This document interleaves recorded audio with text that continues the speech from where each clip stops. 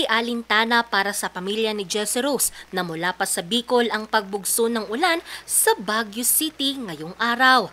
Anila, ang malamig na klima at panahon daw talaga ang kanilang pinasyal dito. Ang lamig!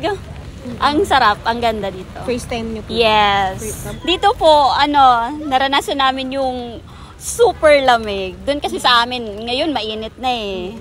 So dito, ang sarap. Hindi rin nagpaawat sa lamig ng panahon ang grupo ni na Lawrence na mula pa sa Ilocos Sur. Kwento niya, travel bucket list talaga niya ang Baguio City.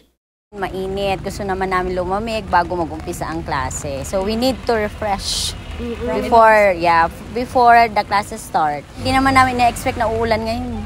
Pero na-enjoy niyo pa rin? Na-enjoy naman kasi hindi masyadong matao kasi siguro because it's raining.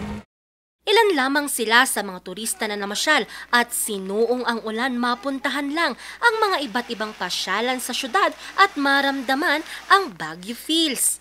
Ayon sa Pag-asa, ang ganitong panahon ay indikasyon na ng papalapit ang panahon ng tag-ulan.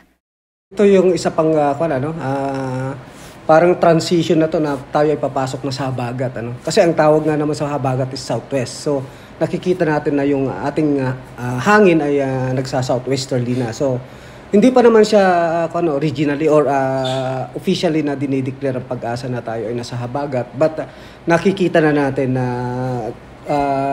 mayroon ng indicator na tayo ay papunta na talaga sa rainy season. Wala pa namang eksaktong araw kung kailan ito maaaring ideklara. Pinag-iingat pa rin naman ang lahat sa maaaring dulot ng maulang panahon. Right now, wala pa tayong bagyo dahil mga low pressure area pa siya. Hindi pa siya nag-develop ito, tropical cyclone. But according sa Pag-asa, sa forecast ng Pag-asa ay 11 to 20 tropical cyclones. So, sa ating mga kababayan, laging magdala ng payong at pananggalang sa ulan dahil ito na nagsisimula na tayo ay papasok na talaga sa rainy season and then yung southwest monsoon or we call it habagat. But hindi pa naman official na dinideclare, but yung nakikita natin ng mga indicator, mga senaryo ay pwede na.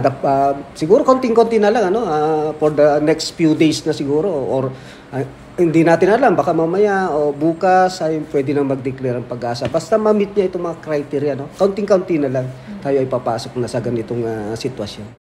Magpapatuloy naman ang southwesterly wind flow o habagat hanggang sa Linggo na makakaapekto sa iba't ibang bahagi ng bansa.